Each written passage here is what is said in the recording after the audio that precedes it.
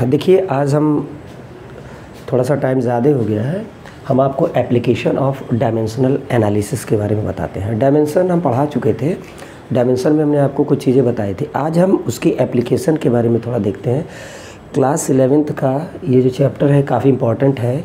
इसमें 11th और 12th की जो फिजिकल क्वांटिटी होती हैं उनके डायमेंशंस के बारे में हम इस चैप्टर में पूरा डायमेंशन के बारे में पढ़ लेते हैं। तो देखिए थोड़ा सा लंबे टाइम से इधर छुट्टियां भी चल रही थी, वीडियो देर से आ रहा है, लेकिन हम आपको चीज़ें कोशिश करेंगे कि कंप्लीट करते रहें। जैसे जैसे हमें टाइम मिले टोटली कंप्लीट हो जाएगी। देखिए एप्लीकेशन ऑफ डायमेंशनल एनालिसिस के बेसिकली ये जो 3 लिखे हुए हैं यहाँ पर आपको, जिसे पहला, दूसरा और तीसरा, ये जो पहला लिखा हुआ है to convert a physical quantity from one system of unit to other, मतलब यूनिट का कोई एक सिस्टम है जैसे एसआई सिस्टम, उससे हम सीजीएस सिस्टम में जा रहे हैं। मतलब किसी भी फिजिकल क्वांटिटी की कोई यूनिट होती है तो वो किसी एक सिस्टम में कुछ कही जाती है, दूसरे सिस्टम में कुछ कही जाती है। तो एक सिस्टम से दूसरे सिस्टम में जब हम जाते हैं तो एक्चुअली होता क्या है, कुछ न्यूमेरिकल वैल्यू चेंज हो जाती है। तो ये जो पहली चीज़ लिखी हुई है to convert a physical quantity from one system of unit to other, इसका बेसिक मतलब ये है कि एसआई सिस्टम से जब हम सीजीएस में जाते हैं, किसी फिजिकल क्वांटिटी को जब हम एसआई सिस्टम से सीजीएस में चेंज करते हैं तो बेसिकली उसकी यूनिट चेंज हो जाती है। उसकी जो यूनिट चेंज होती है उसमें न्यूमेरिकल वैल्यू का रोल होता है, तो न्यूमेरिकल वैल्यू बदल जाती है, ठीक है। और यूनिट तो चेंज हो ही जाती है। जैसे एसआई सिस्टम में अगर हम फोर्स की यूनिट को न्यूटन कहेंगे तो सीजीएस में हम उसको क्या कहेंगे, डाइन कहेंगे। तो न्यूटन जब डाइन में चेंज होता है तो न्यूमेरिकल वैल्यू ऑब्वियसली बदलेगी, केवल नाम ही थोड़ी बदल जाएगा कि यूनिट का नाम बदल गया, एज इट इज हमने रख दिया 1 न्यूटन इक्वल टू इतने डाइन, ये ऐसे नहीं होता। तो न्यूमेरिकल वैल्यू चेंज होगी। तो इसमें हम क्या पहले वाले एप्लीकेशन में एक्चुअली हम क्या फाइंड करेंगे, जो सेकंड सिस्टम में जब हमने यूनिट बनाया तो उसकी न्यूमेरिकल वैल्यू में क्या चेंज हुआ, इसको हम पता लगाएंगे इसमें, ठीक है। Second one is to check the dimensional correctness of a given physical relations. देखिए कोई भी हमको फिजिकल क्वांटिटी जब दी जाती है तो उसकी एक डायमेंशन होती है। जैसे फोर्स की डायमेंशन हमने बताई है, आप जानते हैं ml की पावर -2, ml की पावर -2, ठीक है। जैसे एनर्जी की डायमेंशन होती है ml की पावर -2, यही टॉर्क भी हो जाती है, यही वर्क की भी हो जाती है, आपको पता है, ठीक है। तो एक्चुअली जब हम डायमेंशन, ये कोई भी फार्मूला डायमेंशनली करेक्ट है या इनकरेक्ट है, तो एक्चुअली जैसे F = ma है, हम इसको जब देखते हैं कि F = ma, तो हम इसमें लेफ़्ट हैंड साइड में हमारा F है तो उसकी डायमेंशन हमको ऑलरेडी पहले से नोन है, क्या है, ml की पावर -2 पता है हमको, ठीक। तो राइट में भी तो यही आनी चाहिए। तो राइट में ये आनी कैसे चाहिए, देखिए एक्चुअली इसके कुछ डायमेंशंस के रूल होते हैं कि डायमेंशन जो होता है, जो ये डायमेंशनल फार्मूला जो होता है, जब हम इस चैप्टर में पढ़ते हैं तो एक्चुअली ये कुछ ऐसी क्वांटिटी के लिए डिज़ाइन है जैसे वो मल्टीप्लाई में हो और पावर में, उसके ऊपर पावर हो और मल्टीप्लाई में हो। एक्चुअली ये एडिशन और सब्सट्रैक्शन या डिवीज़न, कोई भी फिजिकल क्वांटिटी जो ऐड करके बनाई गई हो, जैसे S = U + ½ AT², तो इसके लिए हम फार्मूला डेराइव नहीं कर सकते। हम उसके लिए बना सकते हैं जो मल्टीप्लाई में हो और पावर में हो, कुछ इस तरह का, मतलब हम चेक कर पाएंगे। तो जैसे मान लिया हमको अगर चेक करना है S = UT + ½ AT², तो S = UT + ½ AT, तो UT की एक डायमेंशन होगी, एक U की होगी और मल्टीप्लाई T। तो ये जो मल्टीप्लाई वाली क्वांटिटी है, इसकी एक जो डायमेंशन होगी, वो जो बीच में प्लस लग कर दूसरी मल्टीप्लिकेशन है ½ AT², इसके एक्चुअली इक्वल होगी। प्रिंसिपल ऑफ होमोजेनिटी एक चीज़ होती है, वो एक्चुअली यही है, कुछ और नहीं है। उसमें ये है कि जो चीज़ें ऐड या सब्सट्रैक्ट हुई हैं वो आपस में डायमेंशनली सेम होंगी, लेकिन जो डिवाइड या मल्टीप्लाई में है उनकी डायमेंशन सेम नहीं होगी।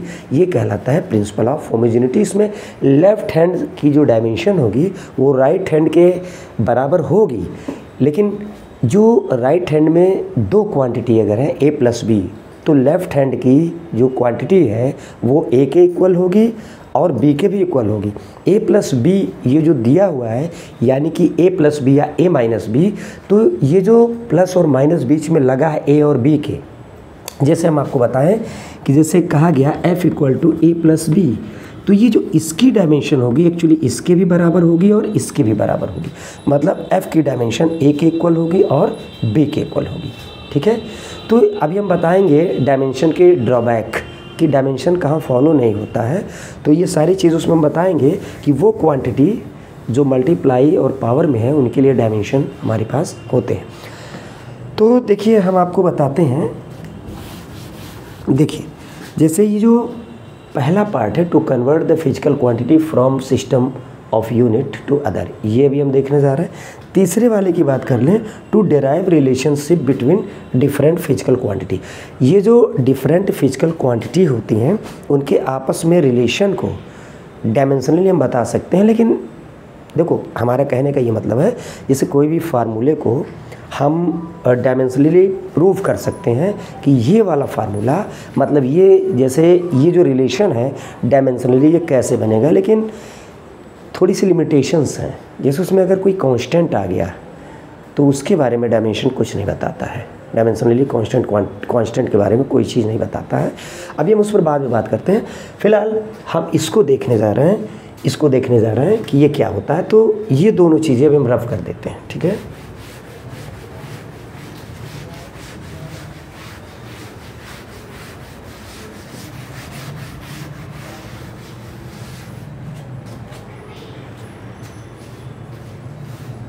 देखिए कह रहा है to convert a physical quantity from one system of unit to another system. अगर हम इसमें एग्जाम्पल लें तो एग्जाम्पल में हम ये देखेंगे कि अगर हमने क्वेश्चन कहा है, कोई क्वेश्चन कहा, क्वेश्चन में ये कहा कि कन्वर्ट 1 जूल को बाद में देखते हैं, पहले न्यूटन ही देख लें, बेसिक चीज़ें आपको पता है। Convert 1 newton into how many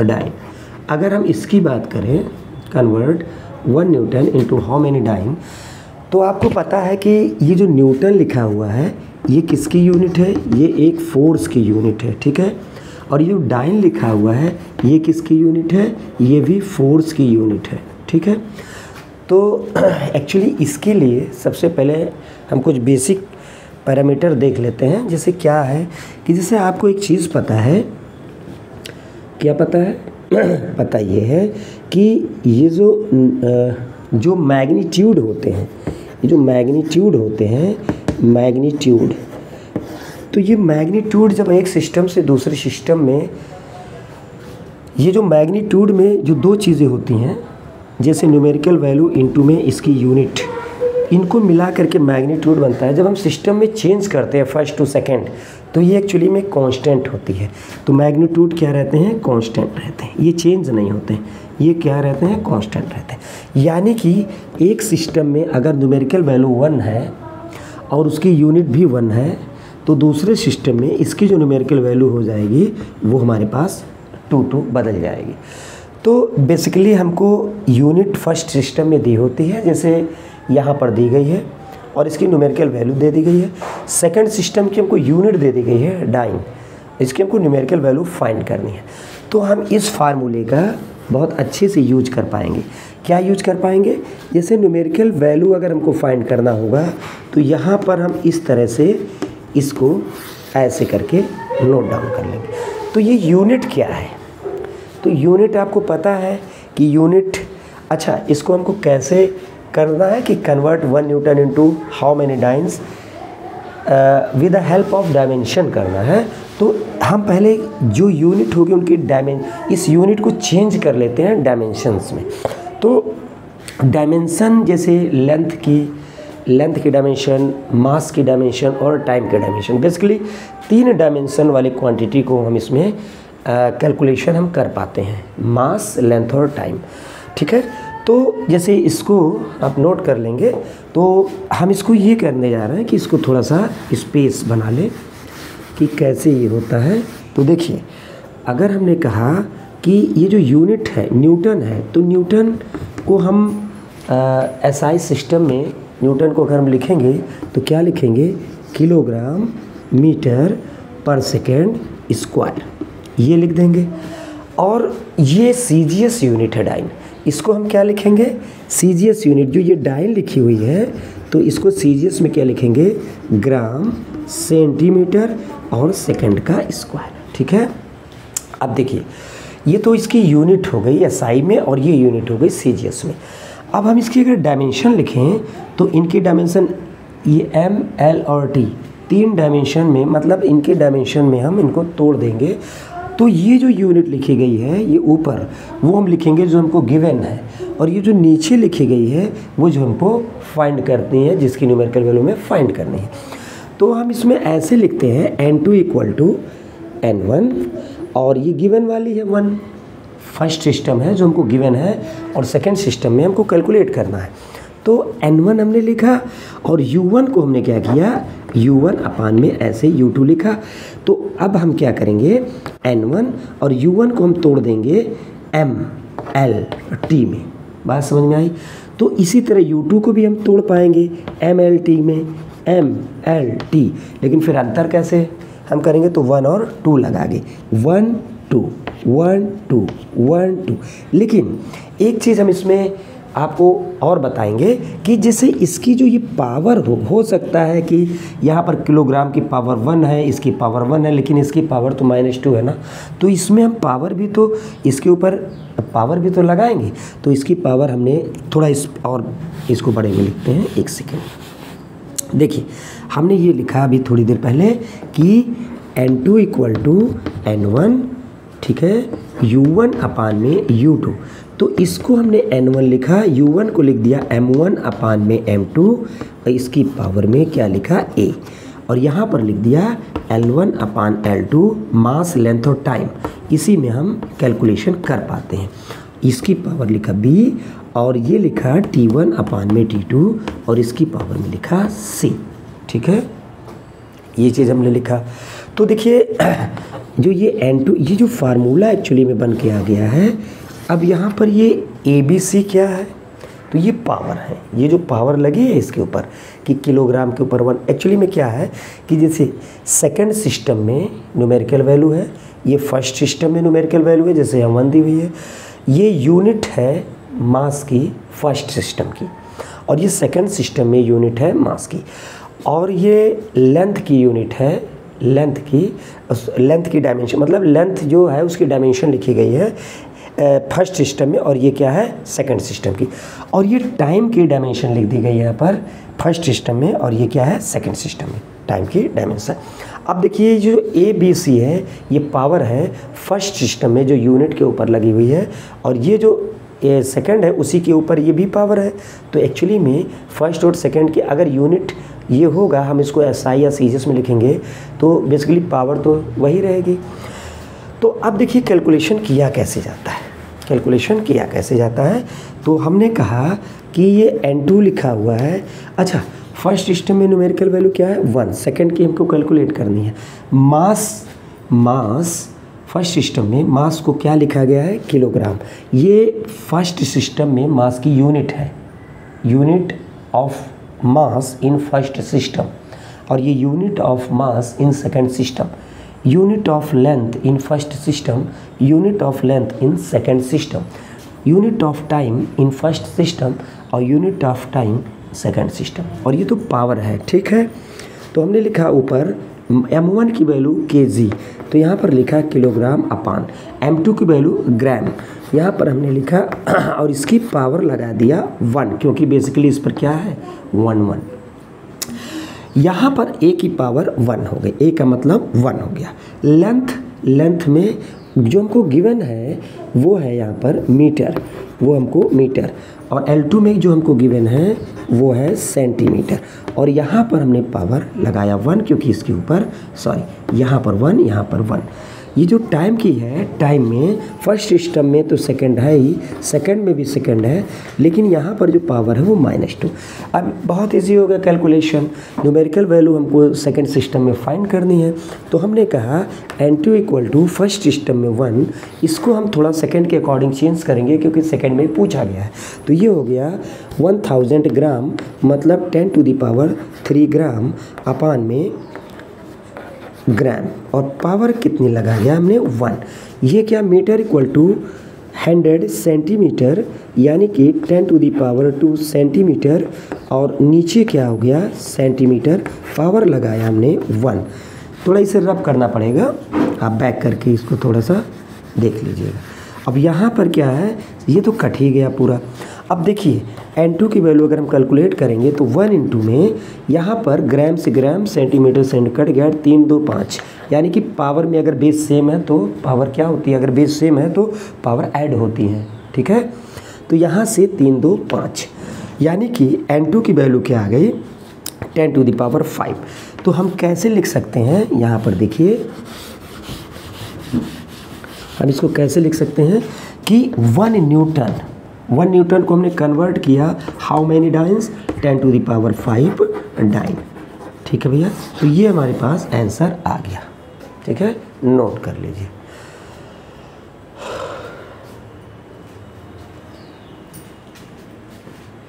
देखिए अब अगला क्वेश्चन इसी के ऊपर लेते हैं। क्या क्वेश्चन है, क्वेश्चन ये है हमारे पास कि 1 joule is equal to how many अर्ग। अब देखिए जूल SI सिस्टम में एनर्जी की यूनिट है और ये CGS सिस्टम में एनर्जी की यूनिट है, बात समझ में आ रही।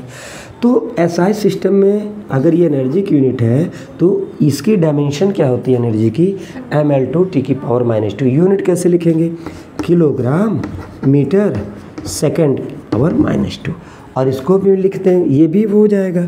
ये तो SI में हो गया, SI सिस्टम में, और CGS सिस्टम में हो गया ग्राम सेंटीमीटर का स्क्वायर सेकंड की पावर -2। अब बिल्कुल सेम पैटर्न पे हम उसको करते हैं, इसकी पावर 1 है, इसकी पावर 1 है। अच्छा, इसको डायमेंशनली भी लिख सकते हैं, mL/2 T⁻²। ये हम ऐसे भी तो लिख सकते हैं, mL/2 T⁻²। कोई दिक्कत नहीं है, एनर्जी की यूनिट है, ठीक है, डायमेंशन है। अब हमने कहा वही फार्मूला लगाया, n2 = n1 m1/m2⁴ L1/L2 b और T1/T2 c, यही तो एग्जैक्टली। अब देखिए n2 = 1 जूल कन्वर्ट करना है, m1 जो पहले सिस्टम में यूनिट दी गई है जैसे kg, तो हमने लिखा यहाँ पर किलोग्राम, हमने लिखा किलोग्राम, और दूसरे सिस्टम में लिखा ग्राम और पावर लगाया 1। पहले सिस्टम में लेंथ की मीटर और इसमें क्या हो गया सेंटीमीटर और लगाया 1। तीसरे में लगाया 2, तीसरे में सेकंड अपान में सेकंड और -2, ये तो कट गया। अब हमको इसको बिल्कुल उसी तरह से सॉल्व करना है। n2 = 1 × किलोग्राम को हम करेंगे 1000 ग्राम अपान ग्राम पावर 1, कोई बात नहीं। इसको करेंगे 100 सेंटीमीटर अपान सेंटीमीटर और 2 × ये तो कट ही गया, ख़त्म कहानी। तो ग्राम से ग्राम, सेंटीमीटर सेंटीमीटर, 3 और 2 5, ये 2 2 = 4, यहाँ पर ये स्क्वायर होगा तो आ जाएगा n2। देखिए n2 = 1 × ये कितना हो गया 10⁻³ × ये कितना हो गया 4, यानी कि स्क्वायरिंग करेंगे तो ये हो जाएगा 4, यानी कि n2 की वैल्यू आ गई 10⁻7। कैसे लिखेंगे, 1 जूल = 10⁻7 अर्ग, यानी कि ये हमारे पास आंसर आ गया। बात समझ में आती है। देखिए छोटी छोटी वीडियो बना दें, कल इसका नेक्स्ट पार्ट बना देंगे, उसमें एप्लीकेशन, और हो सकता है कि उसमें हम इसका जो ड्रॉबैक है डायमेंशन मतलब इनके, वो भी देखते हैं, वो सब इसमें ख़त्म कर देंगे, ठीक है। तो इसे नोट डाउन करिए और बाकी हम मिलते हैं कल नए वीडियो में, ठीक है। Thank you very much.